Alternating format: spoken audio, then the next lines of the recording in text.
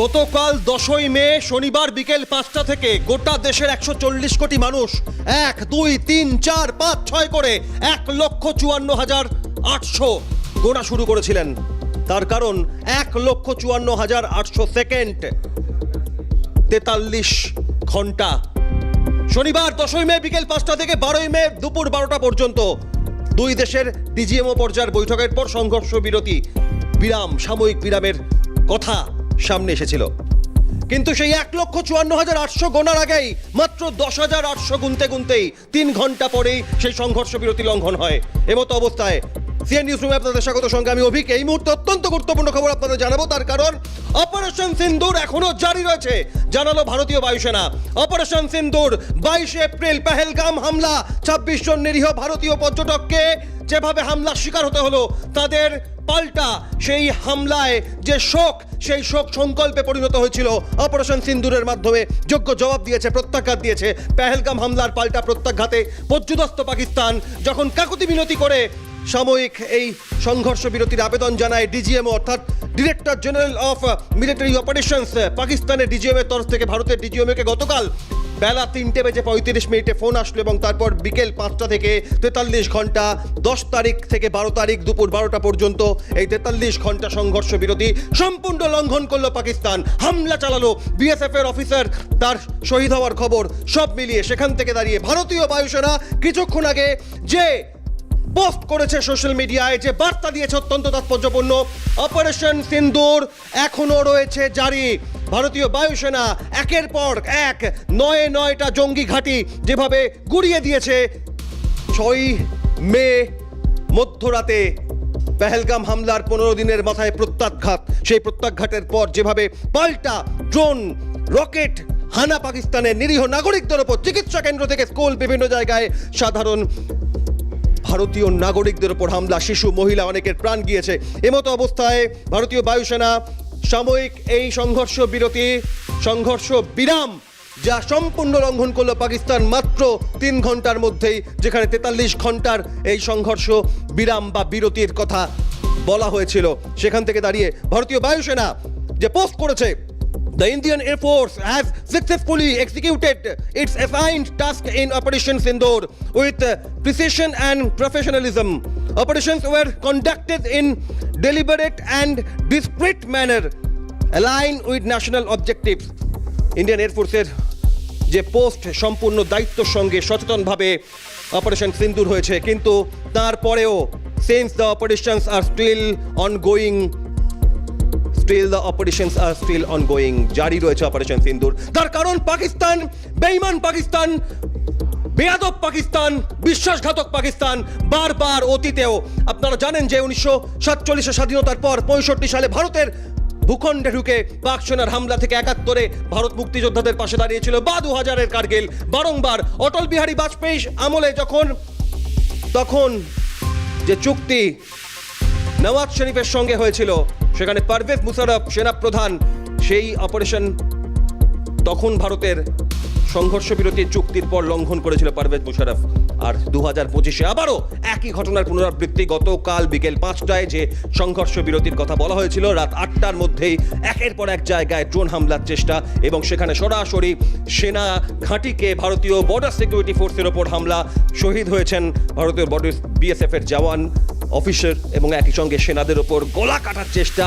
জঙ্গিরা সেনার পোশাক পরে হামলা চালিয়েছে, অর্থাৎ লাগাতার পাকিস্তানের বেয়াদবি চলছে। এমতো অবস্থায় গোটা দেশ তাকিয়ে রয়েছে পাকিস্তানকে পাল্টা প্রত্যাঘাত যেভাবে গত 6 তারিখ গভীর রাত থেকে চলছে, সেখানে দাঁড়িয়ে অপারেশন সিন্দুর এর এই পরাক্রমের পরিণতি কি, সেখান থেকে অত্যন্ত গুরুত্বপূর্ণ আজ নিউজ রুমে আপনাদের সামনে তুলে ধরছি। তার কারণ বহু ক্ষেত্রে সাধারণ মানুষ ভাবছেন যে পাকিস্তানের এই লাগাতার বেয়াদবি, বিশ্বাসঘাতকতা, বারংবার ভারতের ওপর হামলা, ভারতের সেনাকে প্রতিহত করতে না পেরে সাধারণ নাগরিকের ওপর হামলা, জম্মু কাশ্মীর থেকে শুরু করে বিভিন্ন জায়গায়, এক একটা সেক্টরে, সাম্বা থেকে শুরু করে রাজৌরি, পুঞ্চ, বিভিন্ন জায়গায় সাধারণ মানুষকে টার্গেট করছে। এমনকি পুঞ্চে গুরুদ্বারায় হামলা চালিয়ে শিখ সম্প্রদায়ের মানুষের মৃত্যু হয়েছে, জখম হয়ে হাসপাতালে চিকিৎসাধীন বহু, সেখানে সেনা অফিসার থেকে শুরু করে শিশু, মহিলা, তাদের প্রাণ গিয়েছে। এই ঘটনায় পাকিস্তান যখন সংঘর্ষ বিরতির কথা বলছে, তাদের তরফ থেকে যখন ভারতের ডিজিএমওর কাছে ফোন আসছে, তারপরেও 3 ঘন্টার মধ্যে সেই চুক্তি যখন লঙ্ঘন হলো, সেই সংঘর্ষ বিরতির কথা যখন অক্ষরে অক্ষরে সম্পূর্ণভাবে লঙ্ঘন করলো পাকিস্তান, তখন ভারতীয় বায়ুসেনার এই পোস্ট অত্যন্ত গুরুত্বপূর্ণ। অর্থাৎ গোটা দেশের 140 কোটি মানুষ, ভিন দেশে যারা ভারতীয় রয়েছেন তারাও দেখছেন যে ভারতীয় বায়ুসেনা অপারেশন সিন্দুর জারি রেখেছে। অর্থাৎ ভারত গতকাল, অত্যন্ত গুরুত্বপূর্ণ একটি বিষয় আপনাদের সামনে আনি, গতকাল ভারতের তরফ থেকে যে কোনো প্রকার দেশের মাটিতে জঙ্গি হানা যুদ্ধ হিসেবে দেখবে ভারত। যে কোনো প্রকার নাশকতা, জঙ্গি হানা, জঙ্গিদের কার্যকলাপ যুদ্ধ হিসেবে দেখবে ভারত। এই বার্তা সরাসরি দেশের তরফ থেকে দেওয়ার পরেই পাকিস্তানের তরফ থেকে পাল্টা এই সংঘর্ষ বিরতির কথা বলা হয়। এখান থেকেই আমরা ভারতীয় বায়ুসেনার এই পোস্ট আমরা কথা বলবো এই মুহূর্তে সরাসরি অবসরপ্রাপ্ত সেনাকর্তা ব্রিগেডিয়ার প্রবীর কুমার সান্যাল, পিকে সান্যাল আমাদের সঙ্গে রয়েছেন। ব্রিগেডিয়ার সান্যাল, আমি এটাই স্পষ্ট হব যে অপারেশন সিন্দুর নিয়ে গোটা দেশ যখন গতকাল সংঘর্ষ বিরতির কথা বলা হলো বিকেল 5টা থেকে রাত 8টা, মাত্র তিনটে ঘন্টা অতিক্রম করলো না, কিন্তু সেই চুক্তি লঙ্ঘন করলো পাকিস্তান। যদিও 12 তারিখ দুপুর 12টার পর কি হয় সেদিকে গোটা দেশ তাকিয়েছিল, কিন্তু গতকাল রাত 8টার পরই যা দেখলো তাতে এই বিশ্বাসঘাতক পাকিস্তানকে কোনোভাবেই বিশ্বাস করা যায় না, এটা স্পষ্ট।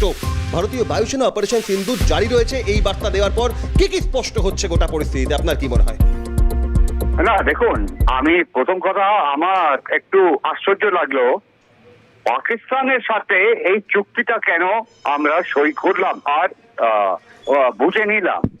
ইন্ডিয়া খুব ভালো অবস্থায় ছিল যখন Indian armed forces, air force, missiles, drones আর এটা পাকিস্তানকে একেবারে কোণঠাসা করে দিয়েছিল। আর রিপিটেড ইন্ডিয়ান অ্যাটাক যখন হলো পাকিস্তানের বিরুদ্ধে প্রত্যেক দিনে, ওটা প্রতিদিন আরো বেশি শক্তিশালী হচ্ছিল। পাকিস্তানের ভেতরে অবস্থা খুব যে একটা ভালো নয়, ওখানে একটা গৃহযুদ্ধ লেগেছে। আর এটা হচ্ছে ইন্ডিয়ার একটা একেবারে অপরচুন মুভমেন্ট। আমাদের উদ্দেশ্য হচ্ছে ইন্ডিয়ার কি করে ইন্ডিয়ার সাথে মেলানোর। আর যত পাকিস্তান দুর্বল হয়ে যাবে অবস্থাটা সেরকম ভাবে চেঞ্জ হবে যাতে কি পিওকে ইন্ডিয়াতে মিলে যায়। কিন্তু এই যে আমরা চুক্তি এগ্রি করলাম পাকিস্তানের রিকোয়েস্ট মেনে, এটা আমাদের একটু পেছনে ঠেলে দিয়েছে, কোণঠাসা করে দিয়েছে। ব্রিগেডিয়ার সান্যাল, আমি এখান থেকে একটা বিষয় বোঝার চেষ্টা করি, দীর্ঘদিন সেনার গুরুত্বপূর্ণ দায়িত্ব সামলেছেন, অতীতের অভিজ্ঞতায় ভারত পাক যুদ্ধের পরিস্থিতিদের পরিপ্রেক্ষিতে জানতে চাইব, যে দেশ জঙ্গিদের পায়ের ওপর ভর করে দাঁড়িয়ে থাকে, যখন নটা জঙ্গি ঘাঁটির ওপর প্রত্যাঘাত করে বহু জঙ্গি নিকেশ করা সম্ভব হয়েছে, তখন কি এক প্রকার ভারতীয় ডিজিএমওর সঙ্গে পাকিস্তানের ডিজিএমও বা পাক সরকার যাই আলোচনা করুক কেন, জঙ্গিরা তা মেনে নিতে নারাজ।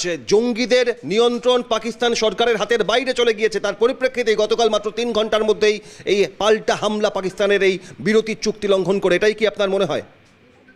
দেখুন, পাকিস্তান মিলিটারির জন্য, পাকিস্তান মিলিটারি হচ্ছে একমাত্র সংস্থা যারা একটা দেশকে ওন করেন, মানে ও দেশটা হচ্ছে ওদের। সাধারণ দেশে গভর্নমেন্টের নিচে মিলিটারি থাকে, কিন্তু পাকিস্তানে হচ্ছে একেবারে উল্টো। এখন পাকিস্তান মিলিটারি বলে এই যে উগ্রবাদীরা, এরা হচ্ছে পাকিস্তানের স্ট্র্যাটেজিক অ্যাসেট, মানে প্রায় নিউক্লিয়ার অ্যাসেটস এর মতন। তো ওরা সব সময় এদের সাপোর্ট করতে থাকবে। এখন এরা কখন কি করবে না করবে, এরা সব সময় পাকিস্তান মিলিটারি আর্মির সাহায্য পাবে। তো এই যে উল্লঙ্ঘন হয়েছে, এখন আমি জানি না ইন্ডিয়া কিরকম ভাবে রেসপন্ড করবে।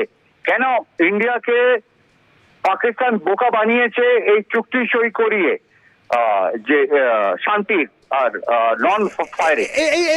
এই শব্দ জায়গায় ব্রিগেডিয়ার সান্যাল, একজন দেশের নাগরিক হিসেবে ভারতকে বোকা বানিয়েছে বলবো না, ভারত বিশ্বাস করেছে, বারবার বিশ্বাসঘাতকতা করেছে পাকিস্তান। ব্রিগেডিয়ার সান্যাল, আপনি কর্মরত অবস্থায় যে বাস্তব অভিজ্ঞতার জায়গা থেকে একটু বোঝার চেষ্টা করব, LOC line of control cross করে যখন কার্গিল যুদ্ধের সময় পাক সেনা প্রবেশ করেছিল, যখন পর্যুদস্ত হচ্ছিল, তখন তৎকালীন প্রধানমন্ত্রী অটল বিহারী বাজপেয়ীর সঙ্গে তৎকালীন পাক প্রধানমন্ত্রী নওয়াজ শরীফ যে সংঘর্ষ বিরতির কথা বলেছিলেন, চুক্তির কথা বলেছিলেন, কিন্তু পারভেজ মুশারফ তৎকালীন পাক সেনা প্রধান তিনি সেই চুক্তি লঙ্ঘন করেছিলেন এবং হামলা চালিয়েছিলেন পাল্টা। 2025-এ ঠিক একই ঘটনা, যে একদিকে শেহবাজ শরীফ তার তরফ থেকে ডিজিএমও যখন ভারত সরকারের সঙ্গে কথা বলছে, তখন আসিম মুনির বা পাক সেনা বা জঙ্গি যাদের উপর নির্ভরশীল পাক প্রশাসন, তারা সেই 2000-এর কারগিলের পুনরাবৃত্তি, একদিকে সংঘর্ষ বিরতি চুক্তির কথা বলা হবে, কিন্তু আখেরে আড়ালে আবারও পাল্টা প্রত্যাঘাত করা হবে। সেই ছবি কি দেখা গেল? হ্যাঁ, পাকিস্তান বরাবর আমাদের সাথে বিশ্বাসঘাতকতা করেছে, কিন্তু আমাদের কেন শিক্ষা হয়নি আমি সেটা বুঝতে পারছি না। বিশেষ করে আমাদের রুলিং গভর্নমেন্ট, চাই যে কোনো পলিটিক্যাল পার্টি হোক। আর এখন আমরা দেখছি এই পলিটিক্যাল রুলিং পার্টি সেই ফাঁদে ফেসে গেছে।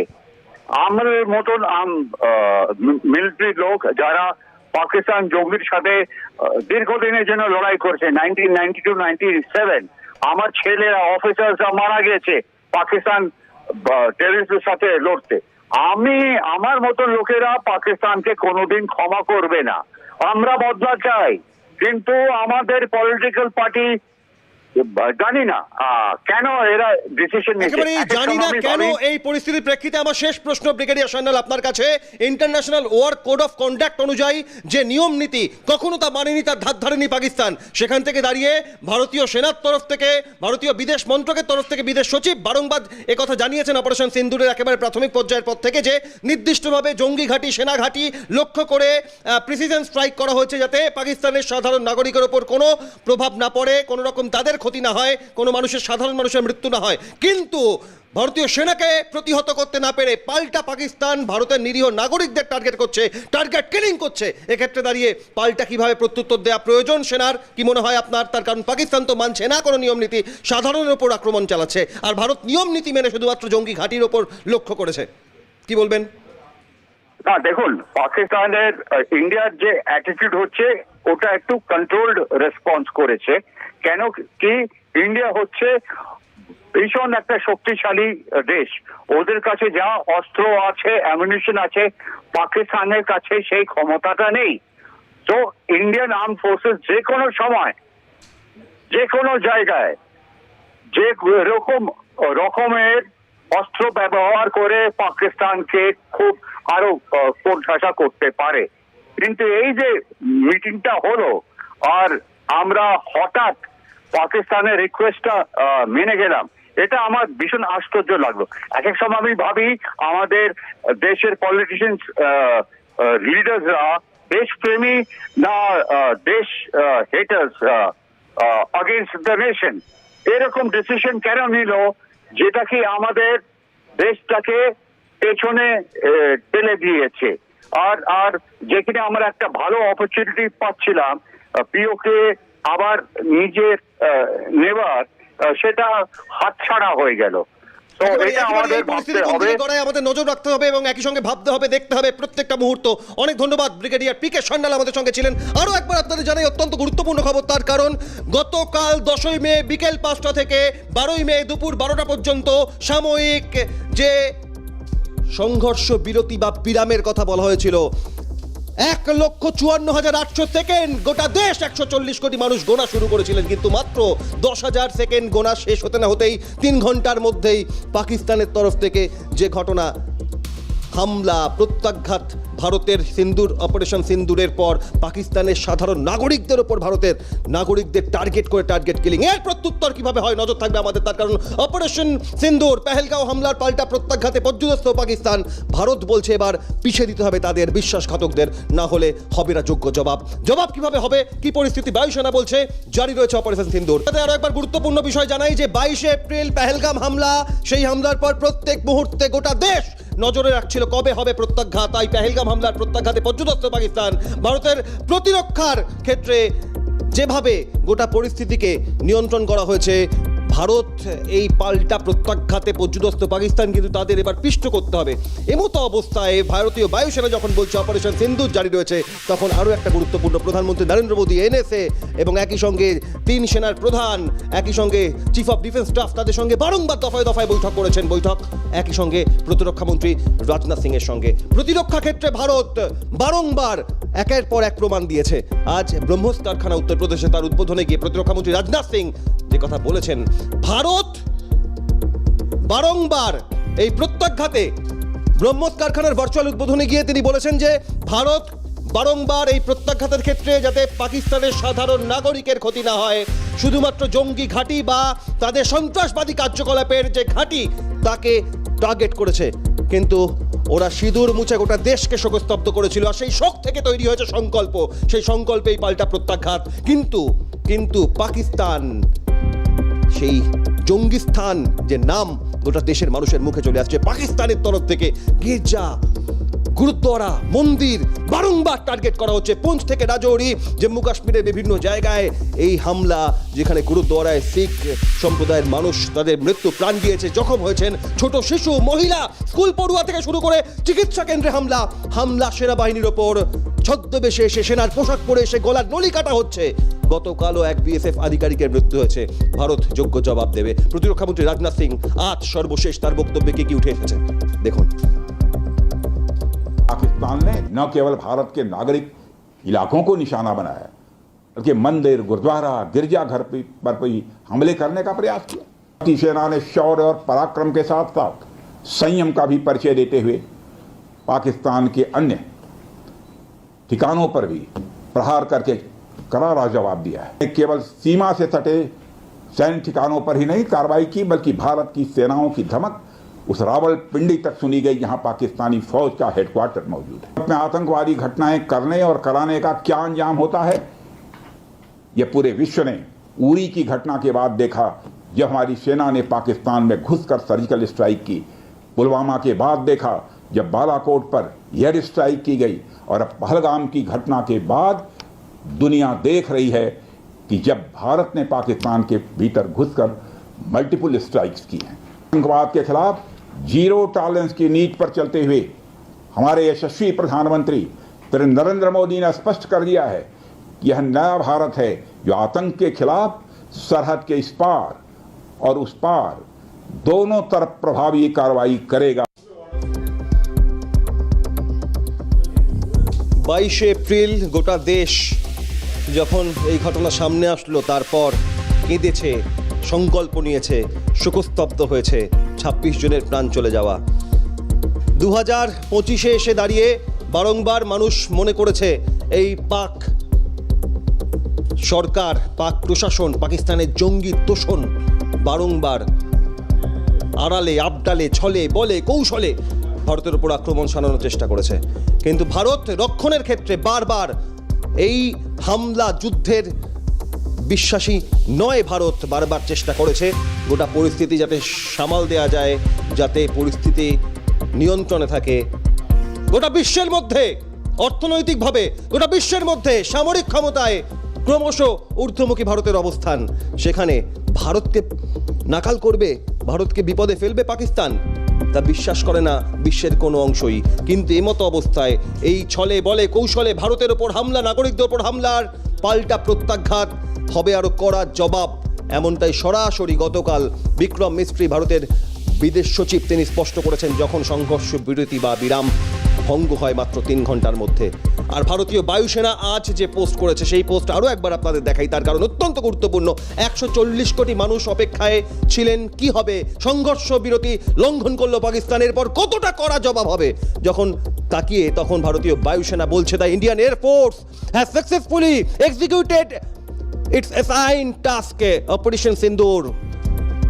তারপর শেষ কথা, since the operations are still ongoing, এখনো জারি রয়েছে অপারেশন সিন্দুর।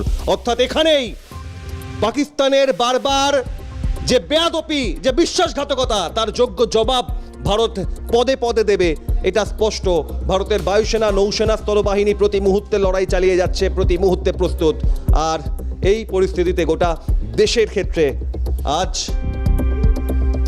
আপনারা যারা দেখছেন তারা অনেকেই জানেন মাতৃদিবস। আজ একই সঙ্গে প্রত্যেকটা মানুষের কাছে নিজের মা আর ভারত মাতা একই সঙ্গে, একটা নির্দিষ্ট দিন নয়, প্রত্যেক দিন চিরদিন একইভাবে ভালোবাসা থাকবে। নজর থাকবে আমাদের ভারতের প্রত্যাঘাতের কতটা কড়া জবাব আবারও পরবর্তী সময় সামনে আসে। সব খবর আপডেটসের জন্য আপনারা নজর রাখুন ক্যালকাটা নিউজে।